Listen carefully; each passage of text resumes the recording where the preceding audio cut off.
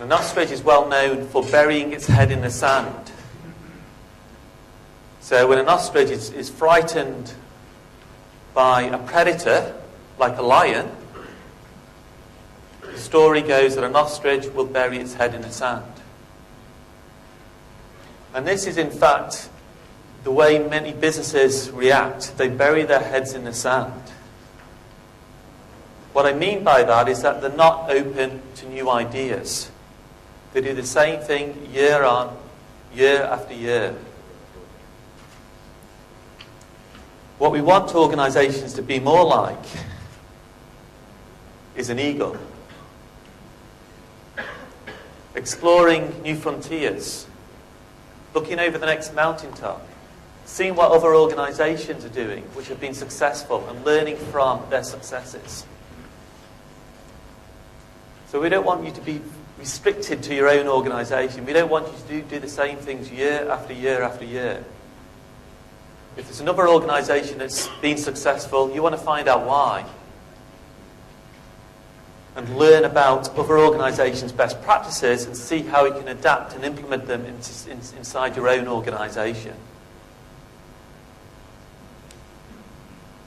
And this is about not just exploring what happens in terms of other Malaysian organisations. I mean, that's key because they're closer to you. And there's an awful lot of best practices here. But you also want to look outside and explore internationally what's happening too. And I think too many organisations are inwardly looking. They need to be more outwardly focused. If you also think of an eagle's got fantastic vision. It can spot a rabbit on the ground from a distance of almost 2 kilometres away. So it can spot what's important for it to survive. Through benchmarking, you can identify what's important for you to do inside your organisation. Because benchmarking enables you to compare your performance against other organisations. And where you're weakest, or where there's a big opportunity for improvement, you can then think about how you can address that opportunity for improvement through learning from the best practices of other organisations. So we want more organisations to be like eagles rather than ostriches. If we look at the history of benchmarking, we now go back to the 1980s. And Rank Xerox were the pioneers of the benchmarking approach. In the early 1980s, Rank Xerox were in danger of going out of business. They'd seen their market share drop from 86% of the world market share to just down to 17%. Due to the competition from coming out from Korea and Japan. So they were in danger of going out of business in the early 1980s. And they recruited a new senior management team. And that new senior management team had to consider whether to downsize and restructure, or whether they could think a way of revitalising that organisation. And what they did at that time in the early 1980s was quite unique. They did 2 things. One thing they said is that we know we can't compete. It costs us as much to manufacture our products as our competitors are selling them at. So we just can't compete with our competitors. We know that. We know the quality of our products are not as good as our competitors.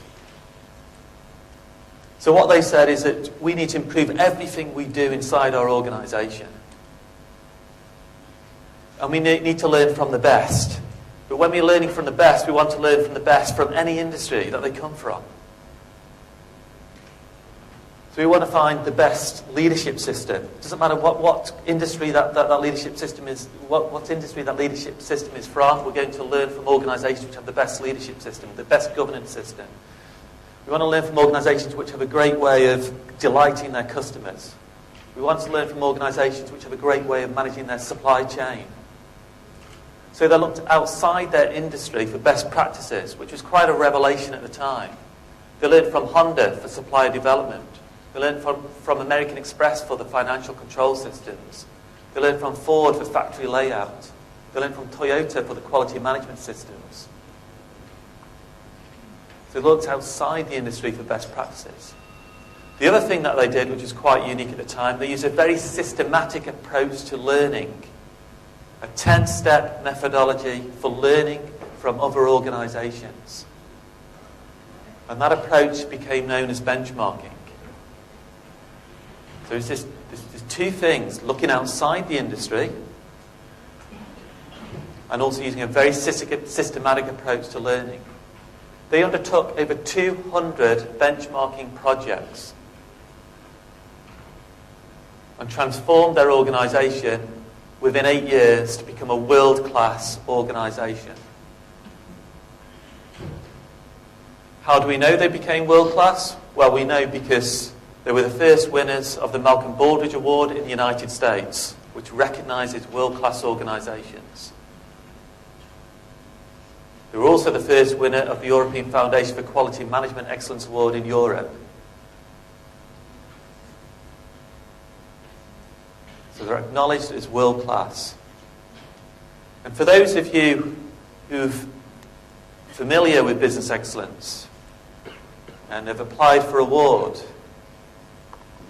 you know you have to describe a lot of it. You need to provide a lot of information about how your organisation operates, the systems and the performance you're achieving, and that needs to be assessed. And depending on the model you're using, you need to write down, you need to record in a 50-page or 75-page document, say everything that you do. And so when Rank Xerox applied to win the American award and the European award, they shared how they achieved their success.